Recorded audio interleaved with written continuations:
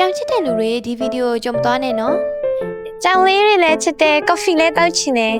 နှစ်ခုလုံးပြည့်စုံတဲ့နေရာကိုသွားကြမယ်နိ ဒီနေ့ Play Store ရန်ကုန်အတွက်ရောက်လာတဲ့နေရာကတော့ Kachino Cafe နဲ့ Pass Bar ပါဒီမှာ coffee တောက်လို့ရတယ်မုတ်စားလို့ရတယ်ဒါမဲ့ပြဿနာတစ်ခုတော့ရှိတယ် ကိုနှက်ခမ်းမွေ ကြောင်လေးတွေကြောင့် coffee ထက်သူတို့ကိုပဲအာရုံရောက်နေမိရပါ spa ကတော့ဟိုဘက်မှာပါ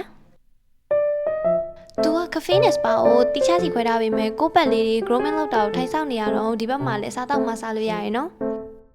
ရုပ်ကြီးကိုလည်းကြည့်ပါဦးကိုကဝင်ပြီးသွားရင်တကားတိတ်ချပြတ်ပိတ်ဖို့တော့လုပ်မယ်နော်ဒီကောင်ကကာဖီနဲ့မတူဘူးလားအဲ့နေရာများပဝန်းကျင်တစ်ခုလုံးမေးလို့ကြည့်အရေးကိုမဆိုင်ဘူးပေါ့လေရပါတယ်ကွာတနေ့တာရဲ့စိတ်ဖိစီးမှုတွေကနေခဏလောက်လွတ်မြောက်ပြီးနူးနူးညံ့ညံ့ကြောင်လေးတွေစီကနေ happy therapy ယူခြင်းနဲ့ဆိုရင်ဖြစ်ဒီနေရာလေးကလာဆန်းကြည့်တဲ့နေရာလေးပါပဲနေရာလေးကတော့မြောက်ကလာခီမတီလမ်းပေါ်မှာနော် Play Store ရန်ကုန်နဲ့တူနောက်ထပ်စိတ်ဝင်စားစရာကောင်းတဲ့နေရာလေးတွေကိုဆက်လက်ရှာဖွေကြရအောင်နော်ဒီရစားတောက်တွေကိုတော့လာမယ်ထီးစော့ရန်ကုန်မှာစောင့်ကြည့်ပေးနော်